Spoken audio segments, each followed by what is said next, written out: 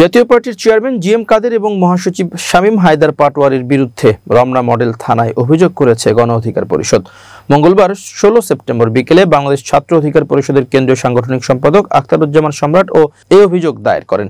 এই ঘটনার সত্যতা স্বীকার করে রমনা ডিসি মাসুদ আলম বলেছেন, অভিযোগ দিয়ে গেছে, এখনো মামলা হয়নি, তবে ঊর্ধ্বতন কর্মকর্তারা যদি সম্মতি দেন তাহলে মামলা হবে। সম্প্রতি গণ অধিকার পরিষদের সভাপতি নুরুল হক নুরের উপর হামলার কারণে এই অভিযোগ দায়ের করা হয়। গত 29 আগস্ট সেনাবাহিনী ও পুলিশের কিছু সদস্যের হামলায় আহত হন নূর। গণ অধিকার পরিষদের অভিযোগ, আওয়ামী লীগের নেতৃত্বাধীন ফ্যাসিস্ট সরকারের দোসর জাতীয় পার্টিকে বাঁচাতেই ওই হামলা চালানো হয়েছে। কারণ ওই দিন জাতীয় পার্টিকে নিষিদ্ধ করার দাবিতে বিক্ষোভ কর্মসূচির এক পর্যায়ে দলটি কেন্দ্রীয় অফিসে হামলার ঘটনা ঘটে। এক পর্যায়ে গণ অধিকার পরিষদের অফিসের সামনে অবস্থান করে বিক্ষোভ করছিলেন দলটির নেতাকর্মীরা। সে সময় তাদের উপর হামলা চালানো হয়। এতে নূর সহ বেশ কিছু নেতাকর্মী আহত হন। দীর্ঘদিন চিকিৎসা শেষে গত সোমবার বাসায় ফেরেন নুরুল হক নূর।